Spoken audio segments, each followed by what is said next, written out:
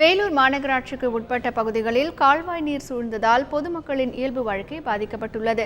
இதுகுறித்த கூடுதல் தகவல்களை தருகிறார் எமது செய்தியாளர் காண்டீபன். வேலூர் மாவட்டம் வேலூர் மாநகராட்சிக்கு உட்பட்ட பகுதியான கன்சால்பேட்டை பகுதியில் நாம் தற்போது இருக்கோம். இந்த பகுதியில் இருக்கக்கூடிய ஒரு 150க்கும் மேற்பட்ட வீடுகளுக்குள்ள கழிவுநீர் கால்வாய் புகுந்திருக்கிறது.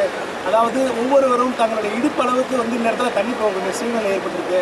இதுக்கு என்ன காரணமாக இந்த பகுதியில் இருக்கக்கூடிய மக்கள் தெரிவிக்கிறாங்கன்னா, மாநகராட்சிக்கு உட்பட்ட அனைத்து கழிவுநீர்களும் இந்த பகுதியில் தான் கன்சால்பேட்டை பகுதி வரையாக தான் அந்த கழிவுநீர் கணவாய்னு சொல்லக்கூடிய அந்த பகுதியில் செல்லக்கூடிய இடமாக இருக்கிறது.